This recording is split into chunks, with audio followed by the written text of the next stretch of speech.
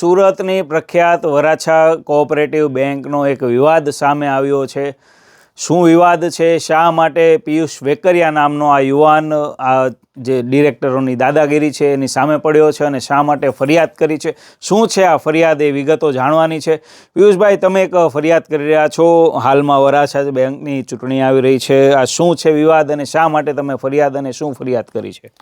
તમે ગમે ત્યારે લોન લેવા જાઓ અથવા સભાસદ બનવા માટે તમે લોન માટેની સભાસદની અરજી કરો છો તો અરજી ઉપર એ લોકો ફોર્મમાં સાઇન કરાવી લે છે. સાથે એની સાથે ગ્રીન કલરનું બીજું ફોર્મ હોય છે.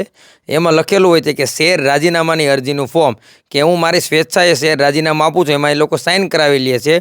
અને પાછળ એક બીજું ફોર્મ હોય છે, શેર ટ્રાન્સફર માટેનું ફોર્મ. હું વેચનાર અને હું લેનાર, અને ત્યાં ખાલી જગ્યા રાખવામાં આવે છે. અને આ રીતે આ લોકો સાઇન કરાવી લેવામાં આવે છે. આવું કરવાનો ઈરાદો શું? આ બેંક શા માટે આવું કરે? અત્યાર સુધીમાં બેંકના 31 વર્ષના 1995થી 2025-26 સુધી 30થી 31 વર્ષના ઇતિહાસમાં બિનહરીફ લોકો ચૂંટાતા આવ્યા છે.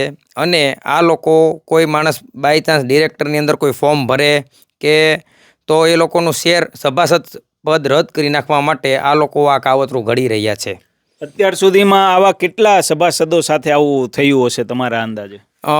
ઘણા બધા સભાસદો સાથે આવું થયેલું છે. જેમ કે કોઈ બી સભાસદનું મૃત્યુ થઈ જાય તો વારસદારને એના શેર આપવાના હોય છે. અને આ લોકો એવી જાહેરાતો કરે છે કે શેર તમારે ફરજિયાત અમને આપી દેવાના, તમને ખાતામાં, વારસદારના ખાતામાં, નોમિનીના ખાતામાં પૈસા મળી જશે. આજે અત્યારે તમે આક્ષેપ લગાવ્યો છે કે આવી રીતે જે શેર સર્ટિફિકેટ છે પોતાના ખાતે બેંક પાછા લઈ લે છે. આનો ફાયદો શું? એનો શેર પાછા લેવાનો ફાયદો, કેમ કે આ લોકો એક હત્તું શાસન કરવા માગતા હોય છે અને પોતાના જ માણસોને ડિરેક્ટરો બનાવવા માંગતા હોય છે. મીન્સ કે આ લોકો પ્રાઇવેટ લિમિટેડ કંપની બનાવવા માગતા હોય છે 2 થી 3 ડિરેક્ટરો બાબતે. એના જેવું મને લાગી રહ્યું છે. એના લીધે આ લોકો શેરમાં રાજીનામાની અરજીમાં સાઇન કરાવી લે છે. તમે કહી રહ્યા છો તમે ફરિયાદ કરી છે. ક્યાં ક્યાં ફરિયાદ કરી છે અને અત્યાર સુધીની ફરિયાદોમાં શું પગલાં લેવામાં આવ્યા છે? અત્યાર સુધી મેં RBI લોકપાલ પોર્ટલ ઉપર ફરિયાદ કરેલી છે. ડિસ્ટ્રિક્ટ રજિસ્ટ્રારની અંદર સહકાર વિભાગમાં ફરિયાદ કરેલી છે. ગાંધીનગર સહકારમાં ફરિયાદ કરેલી છે. અને જિલ્લા કલેક્ટરને પણ ફરિયાદ કરેલી છે.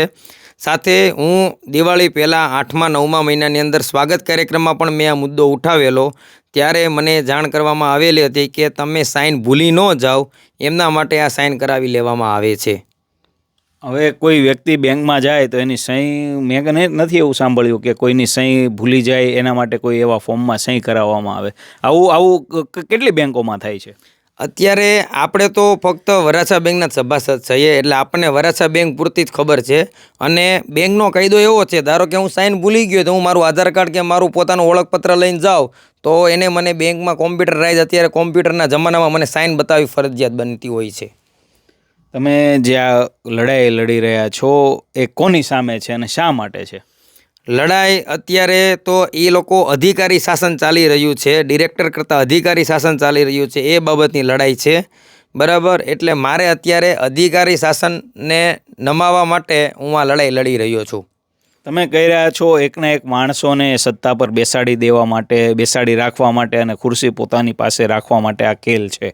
કોણ છે આનો ખેલાડી? આના ખેલાડી અત્યારે હાલમાં જનરલ મેનેજરથી માંડી અને તમામ લોકો છે. અને જે લોકો 25-30 વર્ષથી એક હત્તું શાસન કરતા આવ્યા છે, જે ડિરેક્ટરો, અને એ લોકો એમના મળતિયાઓને જ બેસાડવા માગતા હોય છે.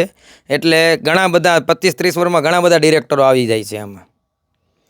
તો આ હતા પિયુષ વેકરિયા, જેમણે વરાછા બેંકમાં ચાલતી આ કથિત ધાંધલી વિશે આરોપો લગાવ્યા છે. ત્યારે સહકારિતા વિભાગે આ બાબતે ચોક્કસ જોવું જોઈએ કે સહકારી બેંકોમાં જે કૌભાંડની વાતો ચાલે છે તો આ બેંકમાં શું ખોટું થઈ રહ્યું છે એનું મોનિટરિંગ કરે, એની તપાસ કરે અને સત્ય શું છે તેના મૂળ સુધી પહોંચે.